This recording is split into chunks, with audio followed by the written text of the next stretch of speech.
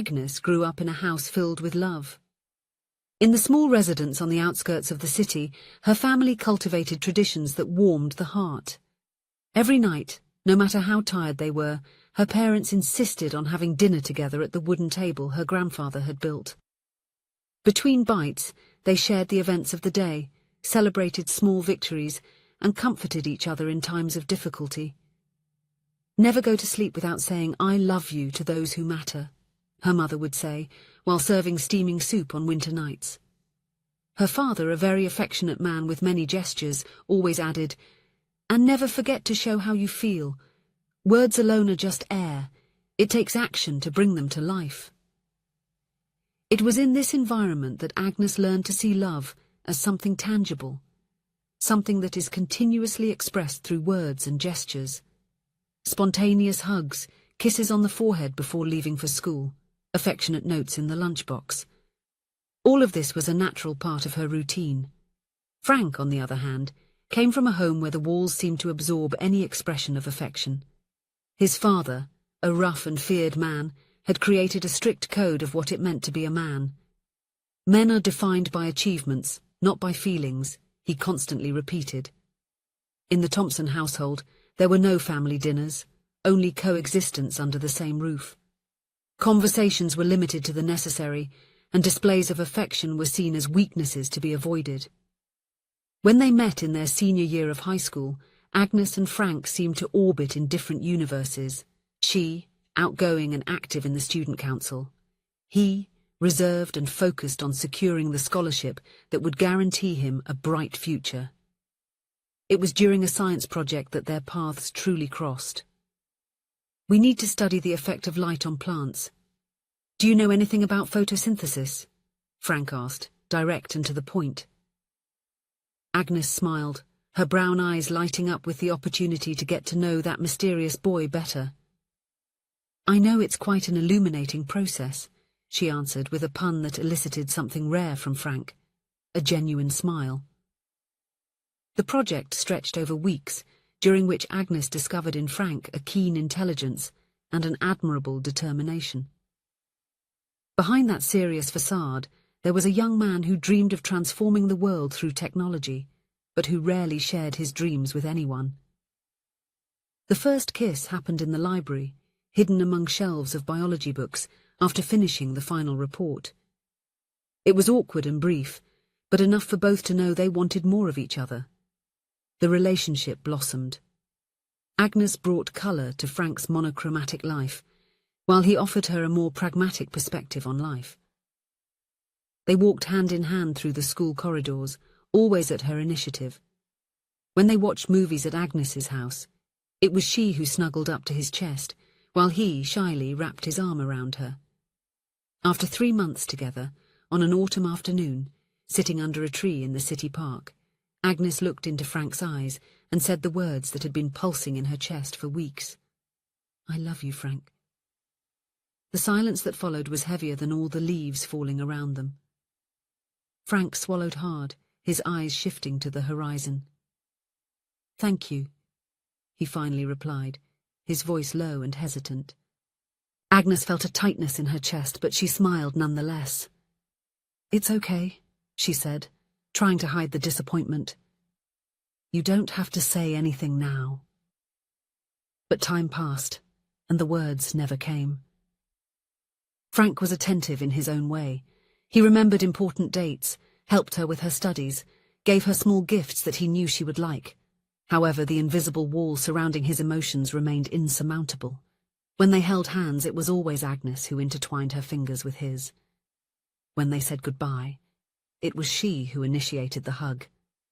When they talked about the future, it was she who spoke about shared dreams. They had been together for 3 years when they went to the wedding of Agnes's best friend.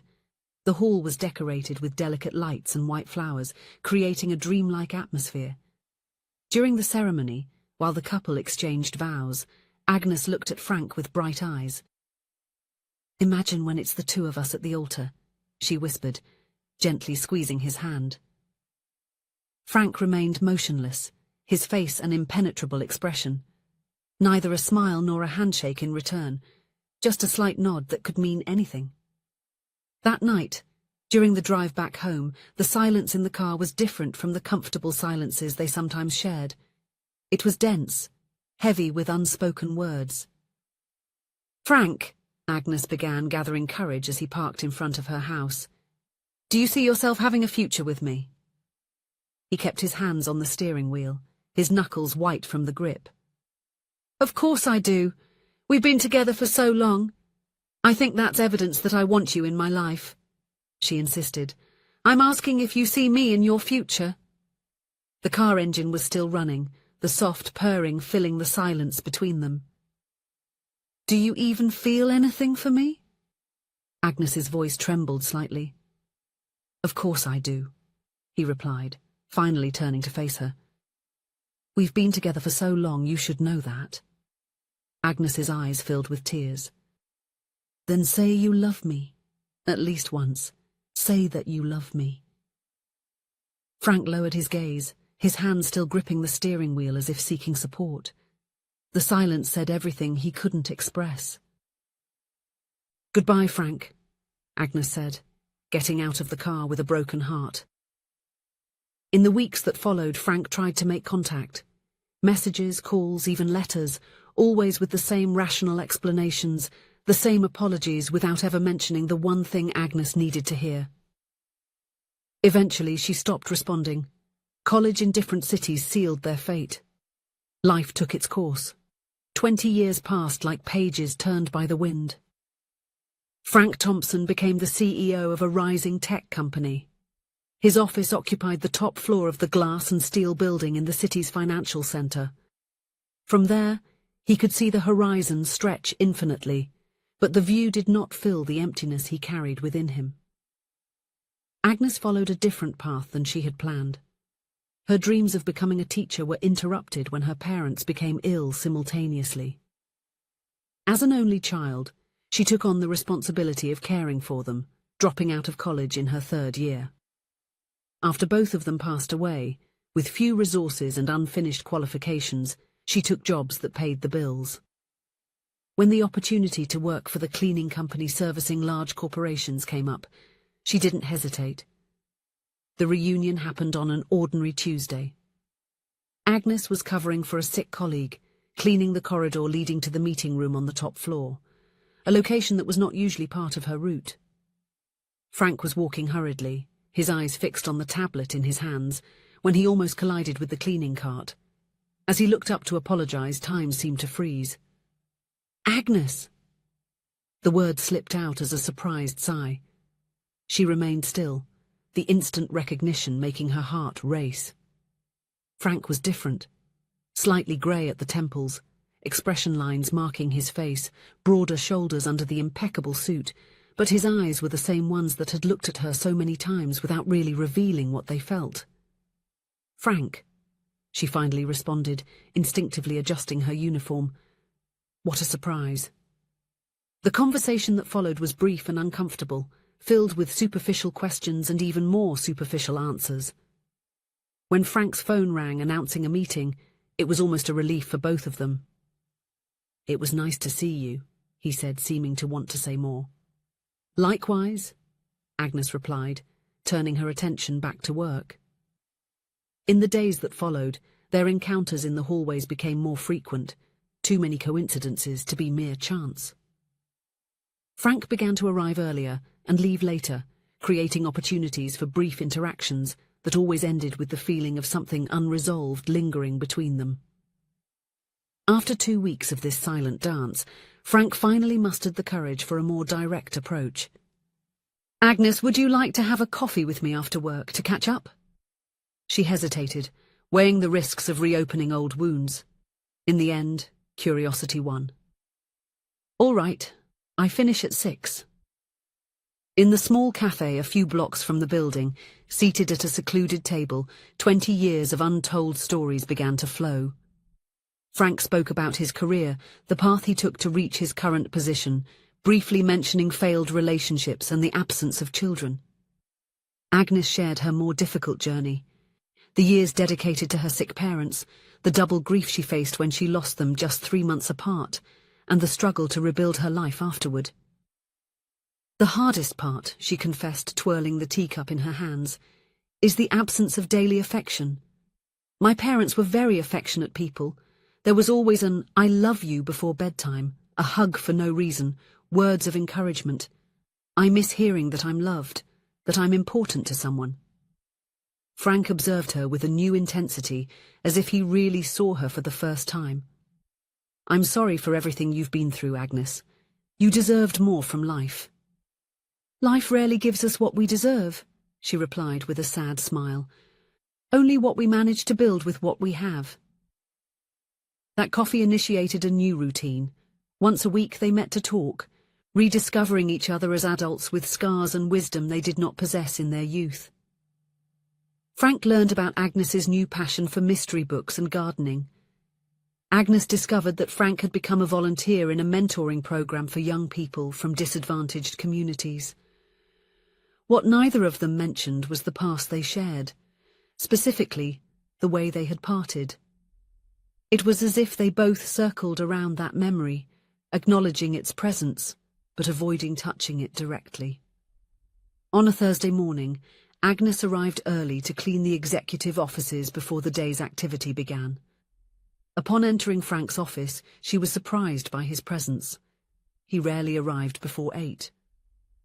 "Sorry," she said, stepping back towards the door. "I'll come back later." "No, please stay," Frank replied, standing up from the table. "I'm just here to get a head start on some reports." Agnes nodded and began to work quietly, aware of his gaze following her movements. When she finished cleaning the surfaces and was getting ready to leave, the sound of the door being locked made her turn, confused. Frank was standing by the door, the key in one hand, the other nervously running through his hair, a gesture she recognized from 2 decades ago. "Agnes," he began, his voice more vulnerable than she had ever heard. "I need to tell you something I should have said 20 years ago." He approached slowly, as if fearing she might disappear if he made any sudden movements. When they were just a step apart, Frank took a deep breath and continued. "I was a fool. My father always said that expressing feelings was for weak men. It took me a long time, too long, to understand how wrong that was." His eyes shone with restrained emotion. "I waited 20 years to say this, Agnes. I love you." The silence that followed seemed laden with all the words never spoken between them over the years. Frank gently took her hands in his eyes fixed on hers. "I love you, Agnes. I have always loved you. Since that afternoon in the park when you first told me, I already loved you. But I didn't know how to say it. I didn't believe I deserved to feel that way. Give me one more chance to love you as you deserve to be loved."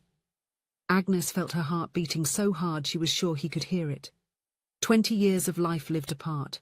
20 years of other experiences, other relationships, other versions of themselves. "Frank, we don't even know each other anymore. We are different people now." "I know," he agreed. "And I want to know who you have become. I want you to know who I have become. I'm not asking us to go back to what we were. I'm asking us to discover what we can be." For the first time, Agnes saw in his eyes everything he felt. Without reservations, without walls, just raw and vulnerable truth. The boy who didn't know how to express emotions had transformed into a man who finally understood his worth. In the months that followed, Agnes discovered a completely different Frank from the one she had known in her youth. He now initiated hugs, naturally held her hand while they walked, said, "I love you," without hesitation, not just with words but with small daily gestures. They visited her parents' grave together, where Frank spoke to them as if they could hear him, thanking them for raising such an extraordinary woman and promising to take care of her as they would have wished. On a spring Sunday, while tending to the small garden they had started together, Frank kneeled among the newly planted daisies and offered Agnes a simple but elegant ring. "I don't want to wait another day to start the rest of our lives together," he said, his eyes shimmering with emotion. 20 years ago, you asked me if I saw myself marrying you, and I was too cowardly to tell the truth. Today, I'm asking if you see me as your husband, your partner, your best friend, for as long as we have left." Agnes looked at the man kneeling before her, no longer the scared boy who couldn't express his feelings, but a man who had learned the value of love and the cost of hiding it. "Yes," she replied, feeling the tears flow freely. "Yes, I see you in all my tomorrows." When they kissed among flowers and damp earth, both felt that time, even 20 years of it, was not an obstacle, but simply part of the journey they needed to take to be truly ready for each other. After all, love has no expiration date. Sometimes it just needs time to mature, like seeds planted together, patiently waiting for the right moment to bloom. If you enjoyed the story, please leave a comment with a rating from 1 to 5 to show how much you liked it. Also, watch the video that is now appearing on your screen. See you soon.